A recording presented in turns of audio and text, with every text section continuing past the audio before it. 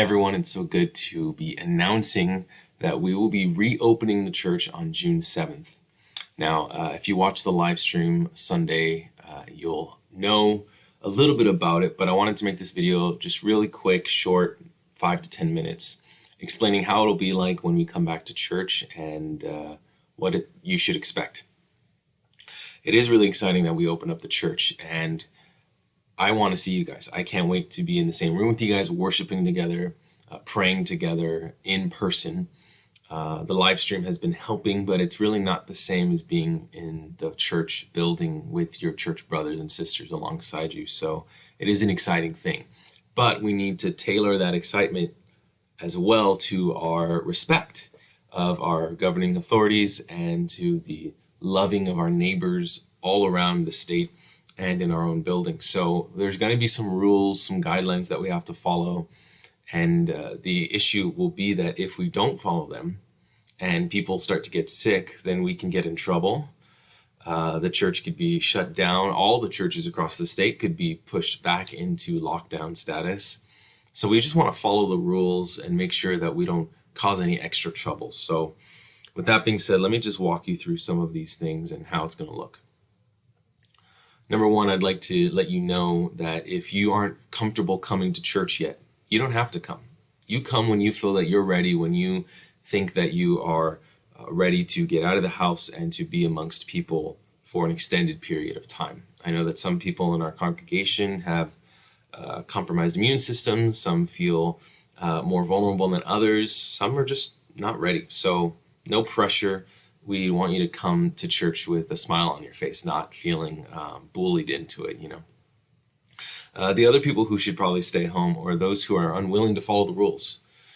So as I go through these rules, if you're like, I can't do that, or that's just not going to work for me, that's okay. Just stay home, watch the live stream. That'll be, just as good for the time being. And lastly, of course, if you are sick in any way, you should not be coming to church this Sunday. We know that there's a lot more things out there than the coronavirus. You could have the flu, you could have a common cold, but for the safety of the rest of the church, for the sake of peace of mind as people sit next to you, if they hear you sneezing or coughing, it might just be allergies, but it just will be nicer for everybody to not be worried about getting sick, whether it's a cold or it's the coronavirus. So if you're sick in any way, unfortunately, at the door, if you're sick or if you're visibly sick in any way, we'll have to turn you away until you go back home. Go watch from home because we won't be able to allow you in the building. With that being said, let's talk about getting into the building. When you enter service, in order to attend, you'll have to comply with the regular temperature test at the door. You'll need to be wearing a face covering, a face mask, or we can provide that one for you. And you must not have been sick within the last 14 days. And like I said, unfortunately, anybody showing signs of a fever, symptoms of being sick, we'll have to return you home. We'll have to say, go home and watch from home. And of course, once you're in the building, because you've been screened and because you're healthy, we'll provide you hand sanitizer so that everything else in the building stays clean. The other thing is that an usher will walk you to your seats. And we ask that once you're seated, you just stay seated so that the social distancing can be applied. We'll walk you to your seat. You'll sit. If you're 3 people, you'll sit in an area where it seats 3 people. If you're 5 people, we have sizes for that. Even if you're an individual, you just want to be at church, come on in. We'll have a couple seats ready for you and your party to sit together. But you can't mix with other families. You can't sit together with people from a different household. That's just to comply with that social distancing.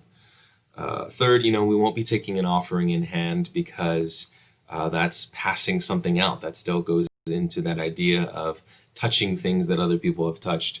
So we have our tithe box here in the lobby, or you can give online at calvarytracy.org, or you can text the numbers available on the website.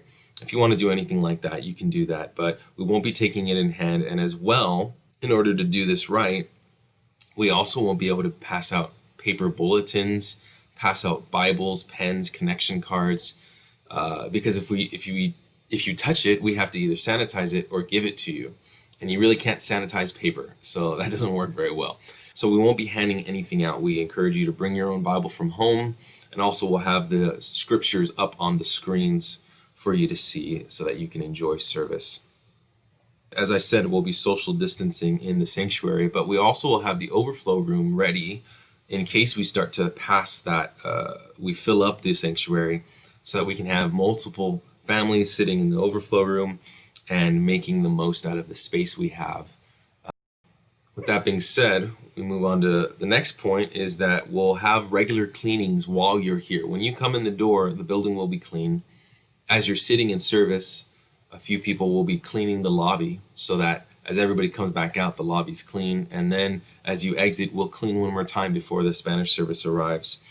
And that way we're just, keeping up with the sanitation, cleaning touch points in different places, counters, things that people have likely touched. We'll keep up with all that so that everybody feels comfortable and safe. And with this, because we'll be social distancing and because we have to follow these sanitation guidelines, we can't have children's ministry just yet. That'll come back. We'll have children's classrooms available one day.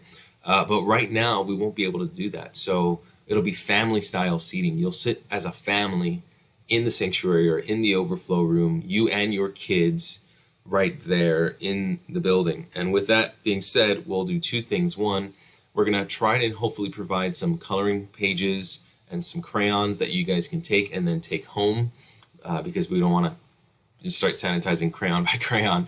But we want to be able to provide that for you. But it's also, if you feel that there's something you can give your kids, if they're not totally focused on the message and the worship, it's okay to bring something for your kids to do, as long as it's not going to be a distraction to others, like a toy that makes music or lights up really bright.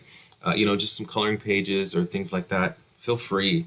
We want you to enjoy service and have your kids there as well.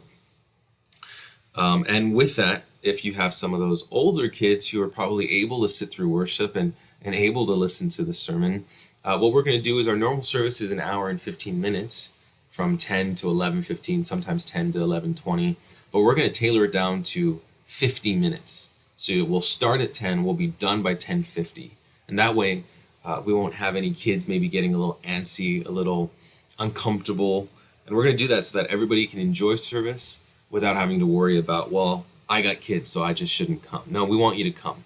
And, if by chance we have too many people come, then the following week we'll start some other ways, maybe 2 services, so that we can have space for everybody. But we want to have it shorter so that people can come and enjoy and not worry about the time frame. And then last, because we want to keep the building clean and we'll need space to clean it, we're just going to ask that after church you fellowship out in the parking lot. We'll zone off a couple of spaces, maybe 5 or 6 parking spaces, where you and anybody you want to talk to can stand out there and talk. And it'll be up to you once you're out the door if you want to wear a face covering or not. It'll be up to you if you want to stand 6 feet apart or not. That's out the door. It's your business. But while in the building, we want you to wear your face mask, stand 6 feet apart from each other as you converse. And then as well, once you step outside, then we can clean so that we can get ready for Spanish service. And like I said, these are just some of the announcements of how this is going to work. But all of the how, really, they're small things compared to the awesome what that we're going to do. When we get here, we'll be able to hear each other's voices singing worship. You'll be able to sit there in the middle of a Bible study without, your dishes in the kitchen calling your name, without the kids playing in another room, without the sprinklers turning on and you realize, oh, I forgot to turn them off today because it rained last night. All those little things that can distract you from focusing in on the sermon. Once you're here, you'll be able to be blessed by it. And like I said, it'll be shorter, tailored for everybody to enjoy. And I'm just really looking forward to it, really excited about it. So let's do our due diligence to be prepared and do the right thing the right way. And hopefully soon, in a month or two, we'll be able to repeal and modify back to what we like to call the old normal, to maybe a new normal. Maybe we'll be able to go away from face masks soon. Maybe we'll be able to fit more people in the building soon. But for now, we're going to try to do our best to comply with the state. So I love you guys. I'm excited to see you. God bless you. Take care. all the good things that God has for you, I pray that they come to you. God bless.